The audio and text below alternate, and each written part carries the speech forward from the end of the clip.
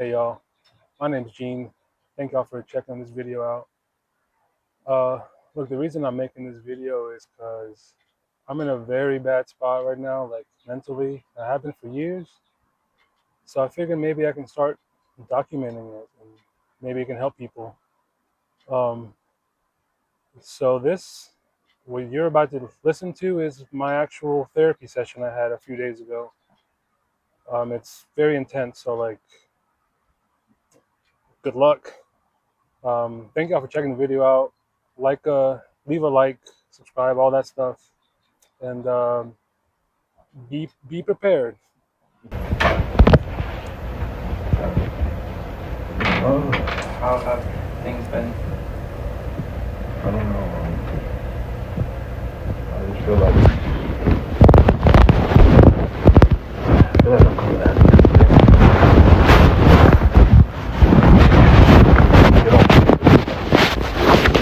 Getting better, and I keep doing the same things. I keep messing up the same ways, and it's getting worse.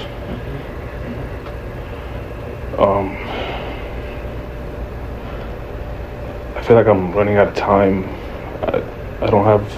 I had a job, and then I had to leave, and then I regretted it as soon as I left. You left the job? Yeah. Okay.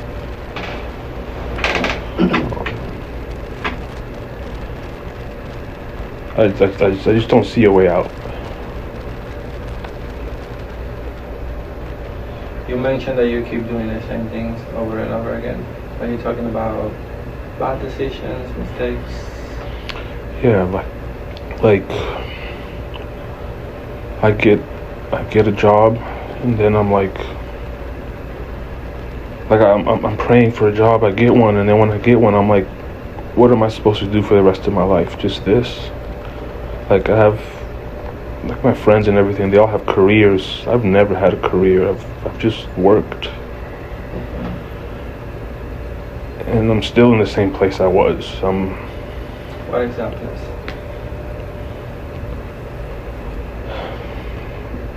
I'm still at home.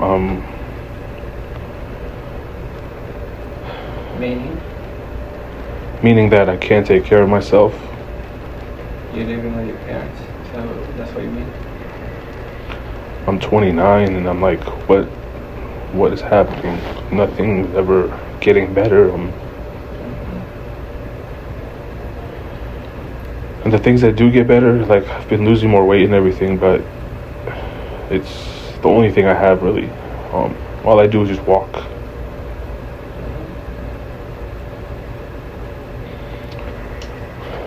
And I still think about her like every day, and it's not getting better. You haven't been talking to her since then? No, I haven't talked to her.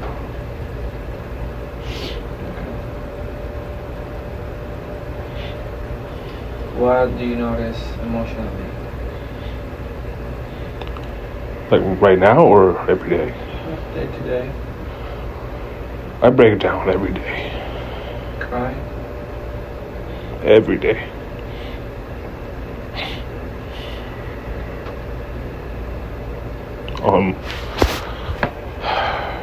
My family knows, but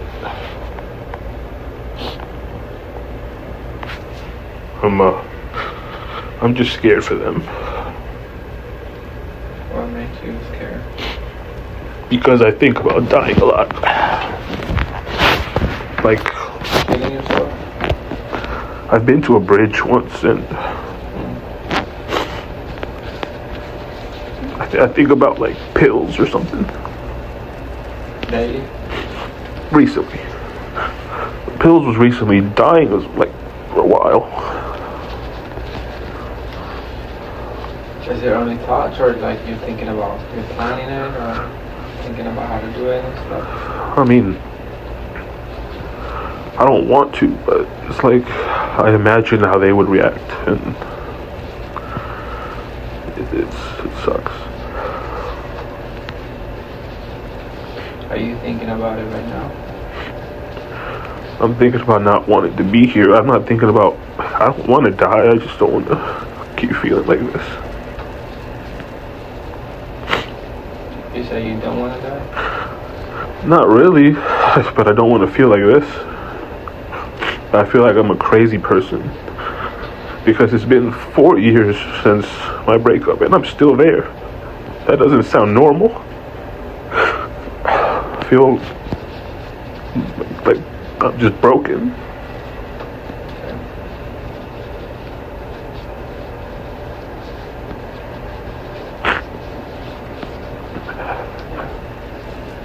That's a heavy feeling. How's your sleep? Okay, I go to sleep at like,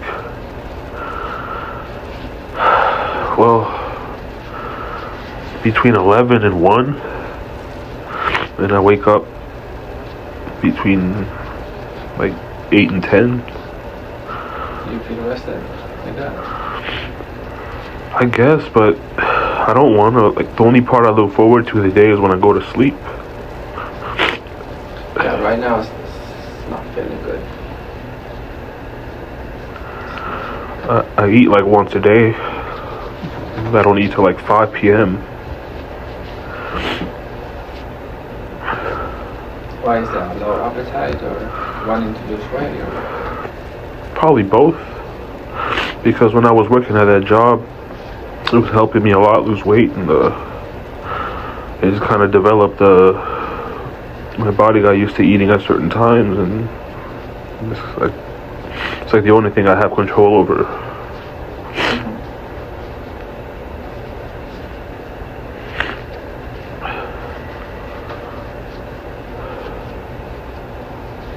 You say you feel like you're broken. How are you broken? I don't have a purpose. I'm stuck on someone that doesn't care about me. I'm 29 and I don't know what I'm doing. I'm crying every day. I ruin any good opportunity I have. Like, I've been on a few dates this year and it was fun, but I was like, how can I see these ladies if I'm still thinking of this other one? I'm just gonna hurt them like I hurt her, and that's not right. So I'm better off just being alone. Like, I don't want to hurt anyone.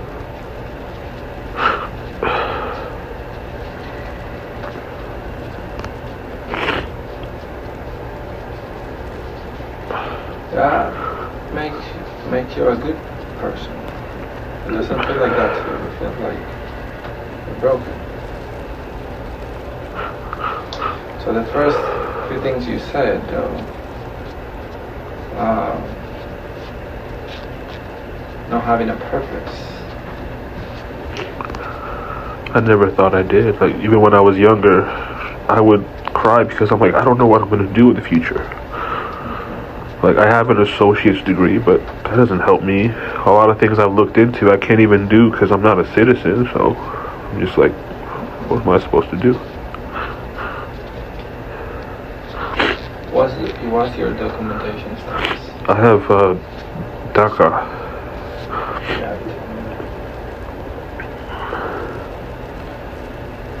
What are you able to do with DACA?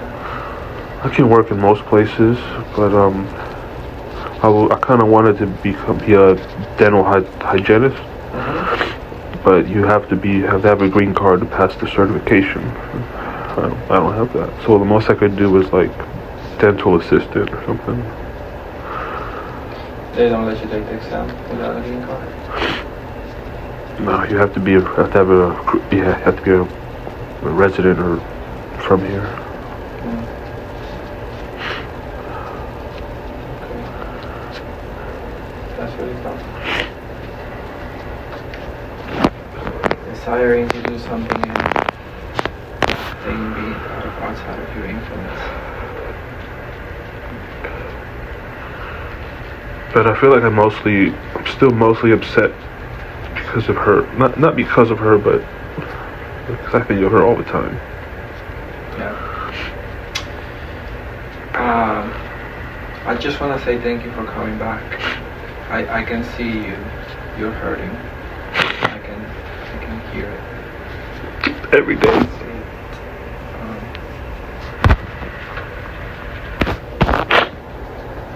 There is a lot we can do to alleviate the emotional charge of these experiences. Mostly the one about the breakup. But we can work on everything.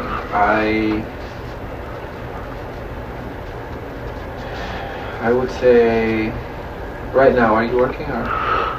I can't even get out the house. Oh, Like, okay. the only time I get out the house is to go walk, or maybe I'll do a couple door dashes, but that's So you're it. doing that every once in a while.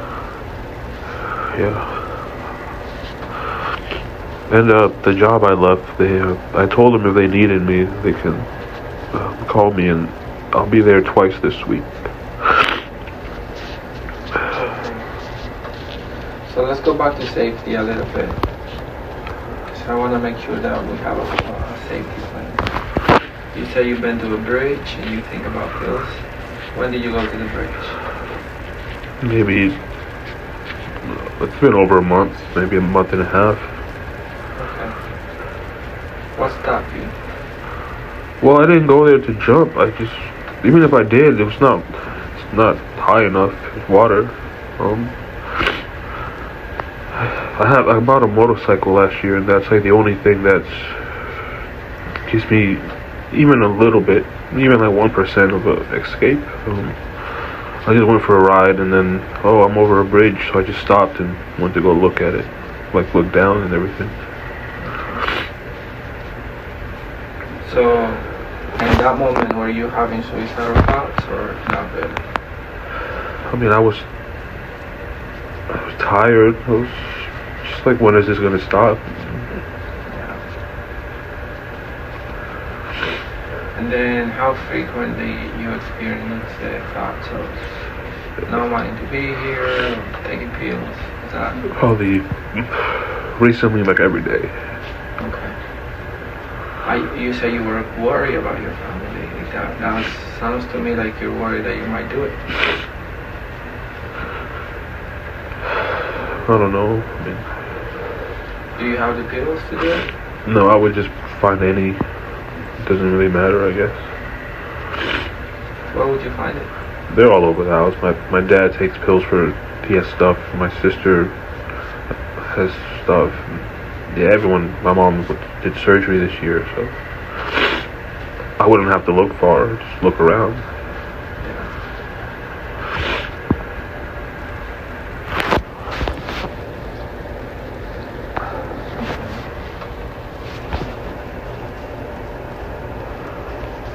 Are you concerned that you might do it today? Not really.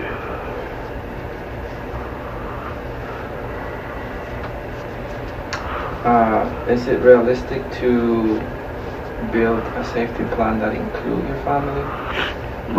What do you mean? Part of a safety plan is social support, having somebody that feels safe to you, that you can tell them if you're having a bad day.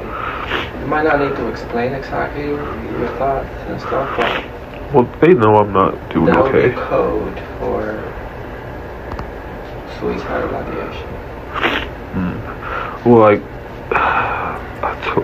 have like sometimes when I break down it's really bad that I kind of have to go talk to someone, and my mom's usually the only one there, and she said that if I were to do it, she'd do it too, and I don't know, it doesn't really... What did you do? Well, she said that if I were to kill myself, she'd do it too.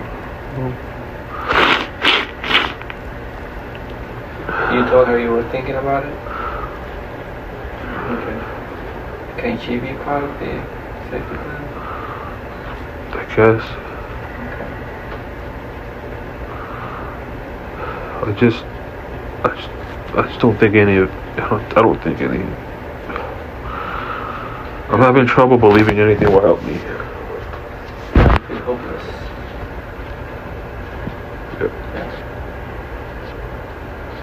So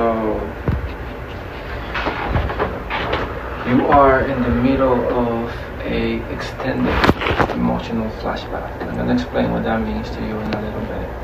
but I first need to make sure that we're gonna be safe. Okay. So at least for the next month, I need you to make your house a safe place for you, and that means that you cannot know where those pills are. You don't have access to them. That's why somebody needs to be part of it. Yeah. So if you authorize me, it doesn't have to be right now. I can just give her a quick call after we're done and just explain the safety plan. And I don't need to explain what we are gonna do. What we are gonna do, I suspect that might help you.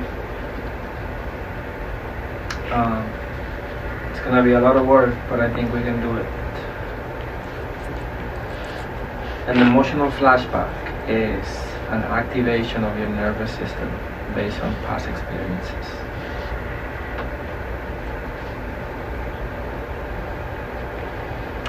I think what you are describing is something that requires deep work. It's a little bit different than traditional psychotherapy, which is talk therapy. We're not going to do that necessarily. We need to get you out of that emotional flashback. We need to decrease the emotional charge that this state has. Okay? So, hopelessness is a symptom. Suicidal ideation is a symptom. They feel real to you, but they are actually symptoms of depression. We take those symptoms seriously because they feel real to you. Sometimes we make decisions based on the symptoms, you know. That's why people kill themselves. They don't want to kill themselves. They want their situation to be different, but because hopelessness is activated, they don't see a way out, so they might as well end it. That's the logic of that symptom. And I can tell you a little bit the reason why it happens, but I'm gonna move quickly to working with you. I don't know if you remember this. I showed it to you briefly.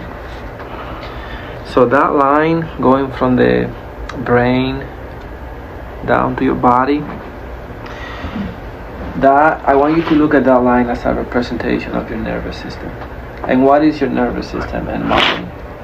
It's a system designed to, let me put this next to you. It's a system designed for safety and survival. Is in charge of basically keeping us alive. Okay? Think of it as a Secret Service agent whose main job is to protect the president, and they have certain autonomy. So this is actually called the autonomic nervous system. It has autonomy, meaning that it does not ask you for permission to do its job. Okay? What is its job? Safety and survival. Just keep that in mind. Anything that is very close to survival and safety, the nervous system takes over and does the job for you. It doesn't even trust you or me. For example, you can see the organs that the line connects to, right? You don't control any of those. You don't beat your heart. You don't digest your food. And you don't trigger your breathing patterns. It does it for you. You might control maybe slow breathing or deep breathing, but not whether you breathe or not. If you try to stop breathing, it will force you to breathe. You know what I mean? So because it knows that if any of these symptoms fail, that could be a problem of life or death. So it doesn't even trust you. It takes over. It doesn't only care about internal organs that are vital, but also external threats. And it uses radars to get information 24/7, scanning internally and outside for cues of safety and survival. Part of those radars you are aware of, they are your 5 senses. The things that you see, that you hear, that you touch, that you smell, all of that is information. A few of them you're not aware of. They are called interoception. They are inside you. They are neurons that are also designed to scan for cues of safety and danger. So, if they interpret a situation as dangerous, it activates protocols for protections, programs. So ideally, if everything is safe, the main strategy for, remember its job, for safety and survival is socialization and connection and relaxation. It's that strategy right here. If there's no threat, if there's no danger, we are supposed to be spending time connecting with each other, socializing, and relax, because one of the best strategies for survival is socialization. The people who were alone in the jungle, they die more than the people who were in groups. The tribes, that's a strategy for survival. Indigenous people figured it out when they started forming community. Even now that we don't live in primitive societies, but we live in civilization, if you are connected to people, that's better than being by yourself, right? Se te acaba la sal, or your car is not working, you can call me and say, hey, can you give me a ride? So we function better when we are connected in community. That strategy, even though it's good for survival, it only makes sense if there's no threats. Because if I'm relaxed, if I'm in connection mode, but you happen to be a dangerous person, you can hurt me. So if there is danger, that strategy doesn't make sense. You know what I mean? Yeah, like yesterday, I hadn't seen my friends in a few weeks, and they invited me to go to the movies and then to go eat. I went to the movies with them, but as soon as it was over, I got up and left. Like, I didn't say anything. I just got on my motorcycle and went home. They were texting me, hey, you gonna come join us? And they know I'm not doing okay, but I just feel like I don't want to be the only one there not doing anything. So just let them go. Yeah. So what happens if there is a danger? We get out of relaxation, out of connection and socialization, and we get into protection mode. And when we are in protection mode, we have I would say two mainly strategies, but just put this down for a sec. So we have two protection modes, like plan A or plan B, just in case there's danger. But not to make it intellectual or technical, think about us or animals. By the way, any animal, including humans, that has to move from point A to point B to find food has a nervous system. You know why? Because in that trajectory there might be danger. So if you detect it, you might survive. From here to the apple tree or to the strawberry tree, there might be a snake or something. This system was developed before civilization, when we were living in the jungle. That's why it sounds like primitive, right? But we're not there anymore, but we still have it. And now our interpretation of danger is different. It's not like, oh, there's a lion, it's gonna eat me, snake is gonna bite me. It's a different interpretation. Not having a job might feel threatening to me. Not being in a relationship with someone might feel dangerous to me. So it's not a lion or snake, but it's the same system. New threats, right?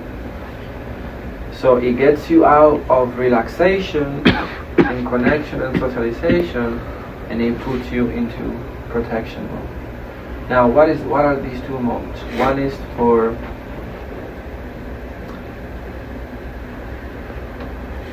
fighting or escaping, fight or flight. You're gonna fight the problem, or you're gonna escape the problem. So that's the first program. Now think about this for 1 second. If I need to fight or escape, I need extra energy to run or move, right? So our body, our nervous system start creating that energy, and that energy doesn't feel good. It doesn't feel good. Why it doesn't feel good? Because it's an energy designed for mobilization. You're gonna fight or you're gonna escape. So you have all these things going on in you. Where do we get energy from? Oxygen.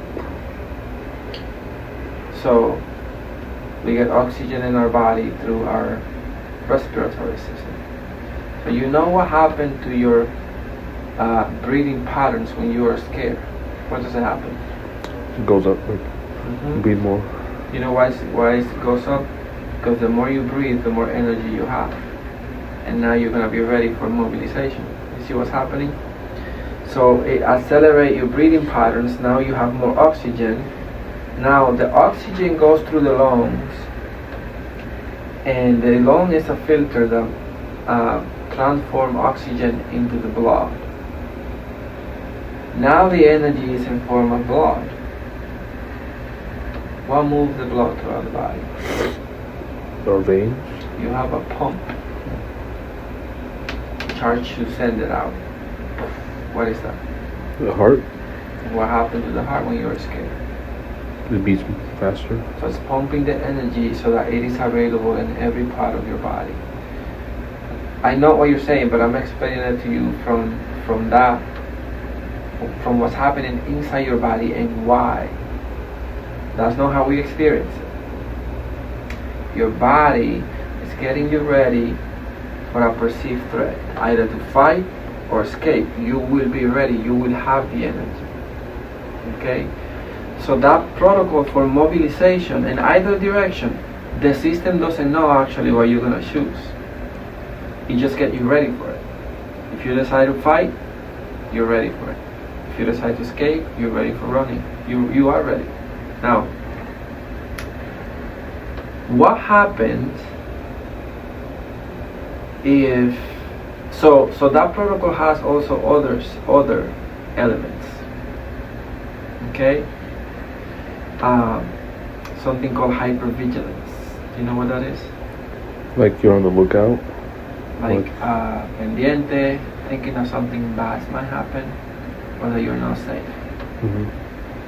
Why is that? Because that in an actual dangerous situation might save your life. Because you can anticipate and you can see the threat before it hits you. Right? Si estoy pendiente, como like looking for it because I know it's here, I might see it before it bites me.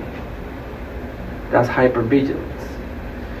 This sensation of something might happen suddenly or something. Worry, right? Doesn't let me sleep. Another one, sleep. If there was a venomous snake here, would sleep be a good strategy? No. So when I'm on one of those protocols, guess what? I can't sleep. But I call it a problem. You come to me and you say, Francisco, I have a sleep problem. Your nervous system call it a strategy for survival.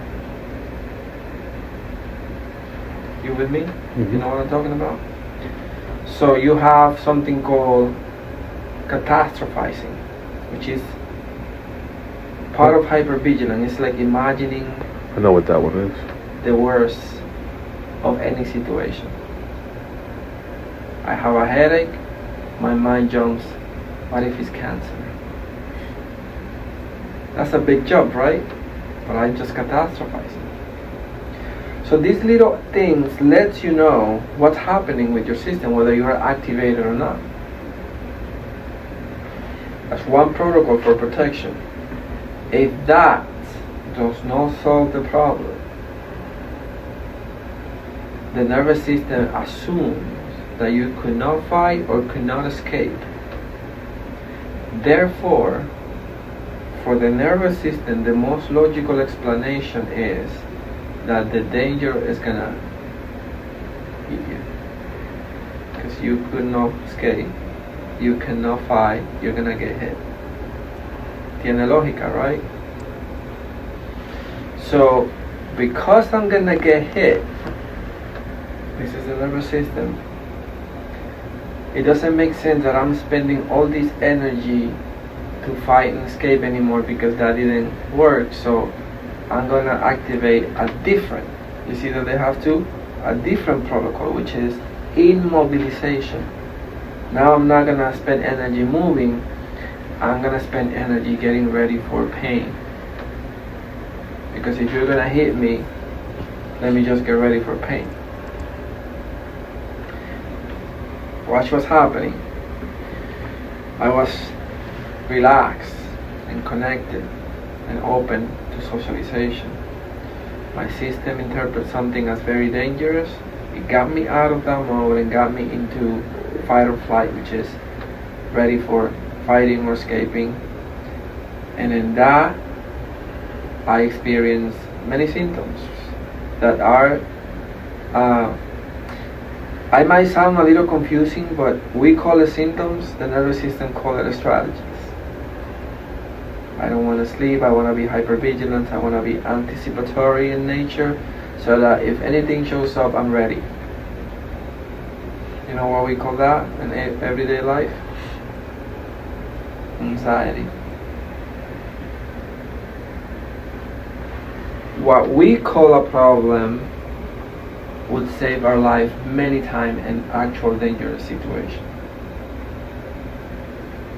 Anxiety will keep you alive in the jungle many times.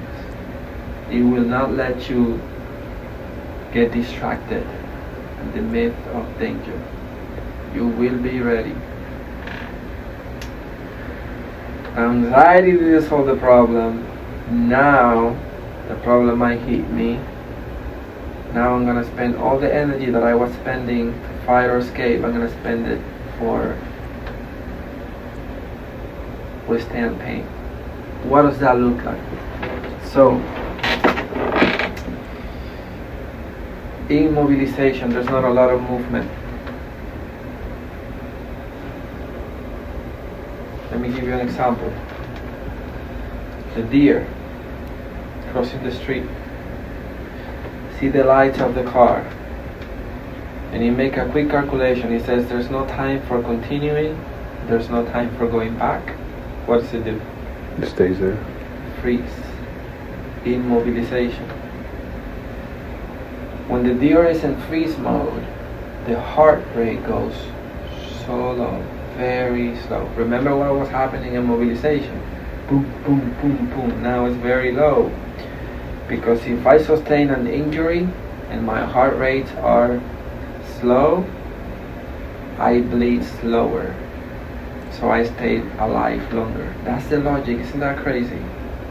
So it's still trying to keep me alive, even though it's just getting me ready for being hit.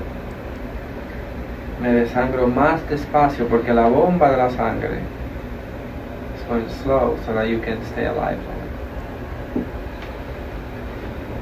Freeze also help you be undetected by the predators. Have you seen bunnies? You know those brown bunnies in the garden? When they kind of see you, what do? They go away, they jump. Or they stare at you. They do not move, with the hope that you don't see them. That's not a strategy for survival. We do that.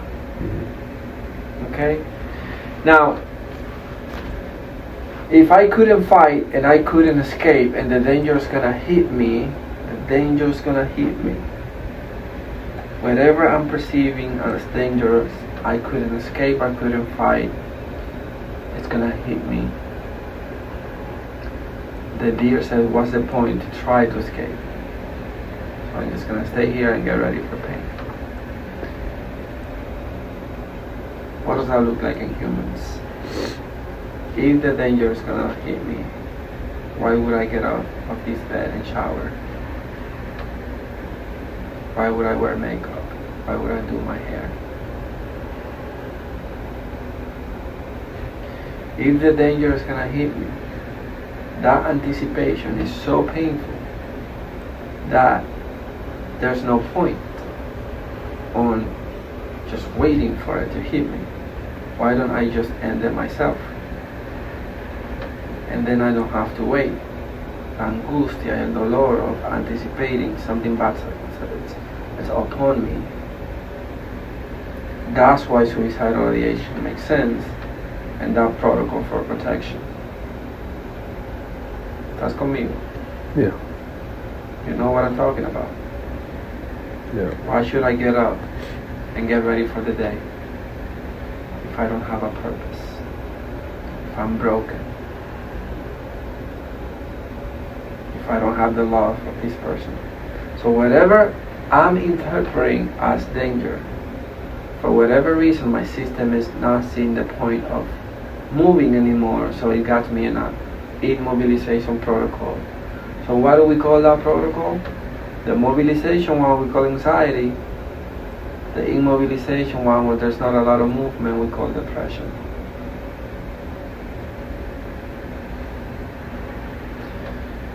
I wanted to explain that to you because we're going to do something that is probably new to you. I don't know, have you ever done EMDR therapy? Doesn't sound familiar. Okay. So this is no traditional talk therapy. What I'm hoping to do is to work with you on the treatment of experiences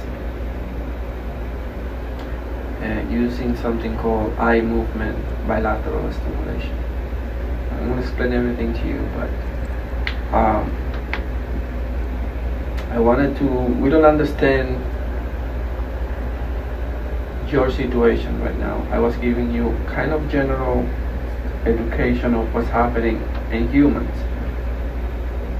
I did mention a few things that are present in you that would also make sense, right? In the context of hopelessness. My system believes there's no way to fight or escape, so there's no point of keep going. That's depression. Social isolation, suicidal ideation, hopelessness, sadness. Si fuera verdad que no hay esperanza, that there's no point, if that was true, then it made completely sense. Why would I wait? So anticipating a painful experience is excruciating. It's just uncomfortable. Why do I have to wait for that? Why don't I just kill myself? So the other big one that is very serious is my situation is not gonna get better. Then it's not gonna get better, it's not gonna change. It's because the first strategy is the one that is ready for change. Fight it, you might win the fight and survive, or escape. You might be able to hide in a way that the predator can't find you and then you survive. If that doesn't work, what's next? Okay? So, what happened in humans, because now we live in civilization and not in primitive societies or in the jungle, what happened in humans is that the way that we sustain these injuries is through experiences. Experiences sometimes create this distortion in perception. Now every time I mention a new word, I'm going to explain where it's coming from. The human psychology has 5 dimensions, 3 of which a lot of people know about: emotions, feelings, and behavior. A lot of people are familiar with that. If you have a problem in behavior, maybe substance abuse, addiction, that's psychology territory. If you have a pattern of emotions that is difficult, it's challenging, that's psychology territory. If you have a pattern of thoughts, that's psychological territory. Now the other 2, extremely important, all of them, but extremely important: sensation, your physical sensation. Notice your feet on the ground right now. Notice the chair holding you. Do you notice that? That has always been there, but you were not focused on it, so you don't perceive it. So that perception is psychology. The other thing that is psychology is, that's sensation. The physical sensation is psychology. The other thing that is psychology is perception. Different than thoughts, perception is your interpretation of a situation. Is that a problem or is that something positive? That interpretation is perception. Experiences create a distortion in perception. And after the experience, I no longer see myself as, I see myself differently. I see others differently. But I don't feel like, I feel like I'm seeing myself accurately, because back then, like, I don't blame her for leaving that me. So when I look at why she left, I'm like, yeah, of course she did. So how am I seeing myself inaccurately if I understand why it happened? We're gonna try to answer that question. I'm not saying that you are. So emotions, thoughts, behavior, perception, and sensation. Experiences that are overwhelming sometimes do not get processed or metabolized, and they get stuck in our bodies. And I want you to think about that, because we're talking about experiences now.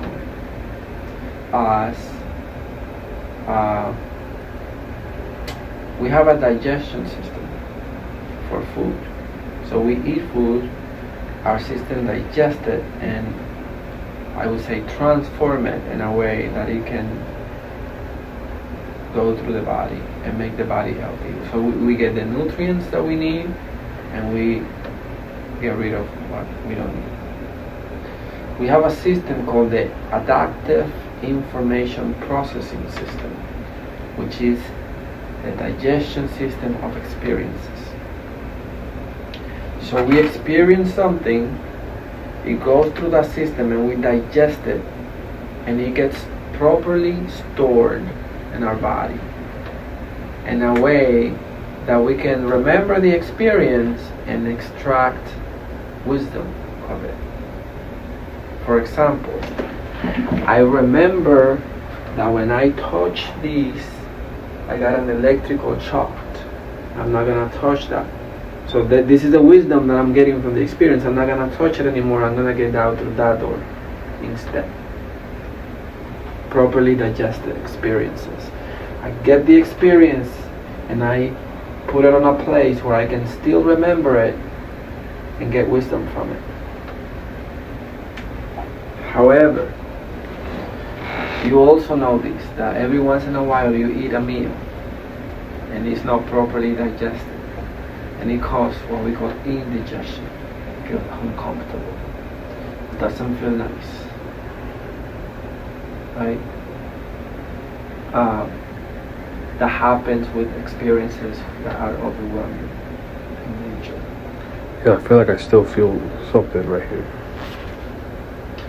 So when the experiences, when the AIP system, the adaptive information processing system, is not able to digest the experience, it gets adaptively stored in our system in ways of body sensations or dreams or emotions or thoughts.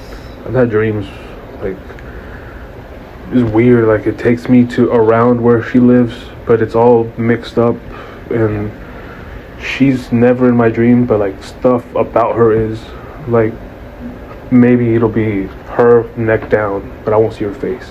Yeah. So what that tells us on the surface right now, without going too deep, is that you haven't been able to process, to metabolize the experience so that it is stored in a proper place. Yeah. Okay. So that doesn't happen with time. If you don't do that, if you don't allow your system to digest that experience properly, you can spend your whole life in stuck mode. That's what I'm scared of. It's not you telling your system to digest it, it doesn't listen to you. Have you seen a president giving a speech in a dangerous situation and the Secret Service has to come in? What if the president say, no, don't worry about it, and let me finish my speech? Do they listen? That's why I make the metaphor, because this doesn't, in dangerous situation, you're not in charge of that system. The nervous system activate fight or flight or freeze without asking you for permission. First, it believes that there's no time to have a conversation about it. If I'm walking and I see a snake, that jump or whatever I do, that's not me doing it. If I'm crossing the street and my view like perceive a car and I jump back, you thought that was me? Like I thought about it and I decided to jump back. There's no time. It's a time-sensitive response. So we're not fully in charge. So the way to communicate with our system that it is okay to deactivate these protocols, and that we can get to activate the physiology of your system. We can activate a memory and then allow our body, once it's active, to complete the digestion, to complete what we call, is called processing, metabolizing it, and understanding it. That did not complete when it happens. That's why it gets stuck. Para que se guarden donde deben estar en nuestro sistema, they need to be processed, metabolized, and understood. Otherwise, they get stuck. And then we have memory indigestion. It does not feel good. I can tell you that it's very uncomfortable. Because now, when your system see in the present moment anything that looks like that experience, the way that you remember it is not to extract wisdom, it's as if it would still be happening in the present moment. Yeah, I can't listen to certain songs or hairstyles. I'm like, oh, just small things. Yes. So that is my understanding of what's going on. I think that thankfully we have tools and we have psychological approach that we can use to reprocess experiences that were not properly processed, so that your body can put them where they belong, and you can continue. You will still remember them for what they are, a memory, and not as if they are happening in the present moment. That's the difference. And you might still remember them for wisdom. I went through that already, I'm not going to do that again. But it will not create the emotions, the discomfort, and the thoughts that belong to the original experience, because you will understand, and by you I mean your system will understand that that was then and this is not. That line is blurry right now.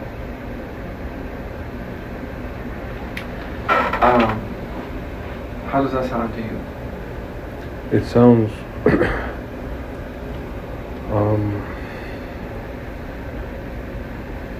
like I don't know what I want in terms of,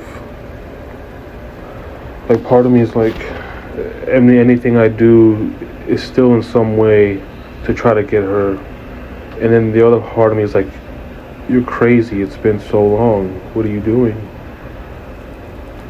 So I'm like, am I trying to not want her? Like, I don't know. It feels like everything I do is still in an attempt to get back to her, and I feel like that's not helping me. So yeah.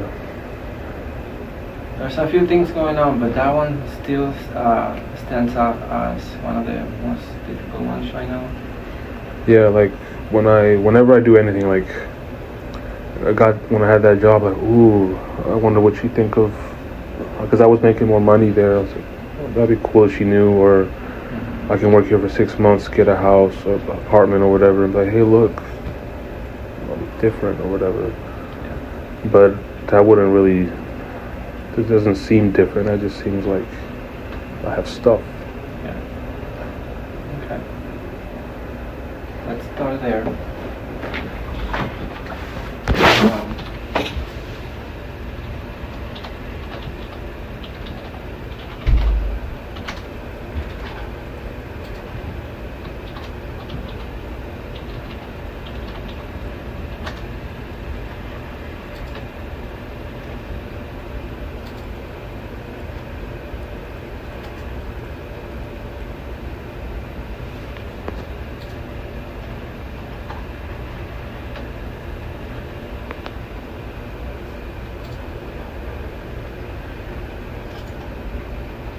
Are you able to come anytime? Are you flexible right now?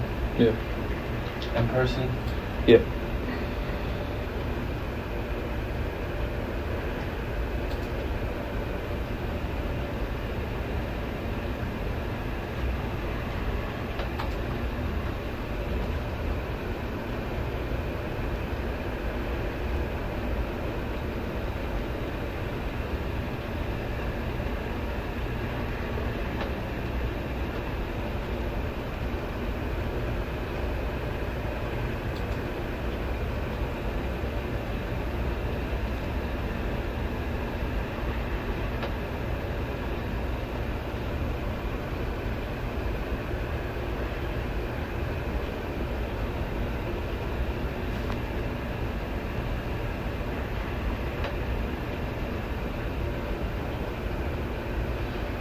Wednesday, 17 at 1.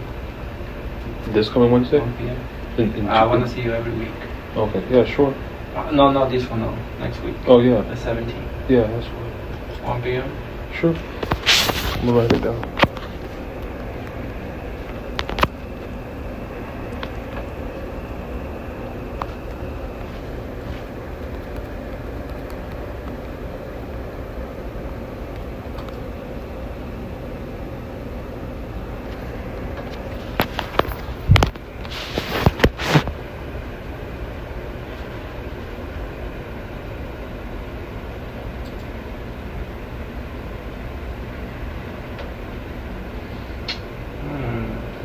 Hold on, I said 1, but I cannot do it.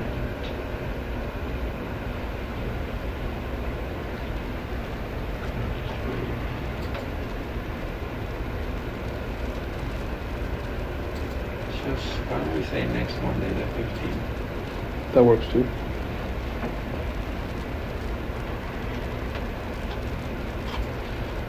p.m. Next one. Okay. I could do one something I cannot. Fine. So I'm gonna ask the front desk to help you sign a consent so I can call your mom. Just gonna tell her to, for the next few weeks, to keep an eye on you and to put things away and a way that you can find them. So it is important, you know, that you understand that this can come up suicidal ideations or hopelessness. Try to see it for what it is right now. It might, dissolve, you might get away, but right now you have them. It's active.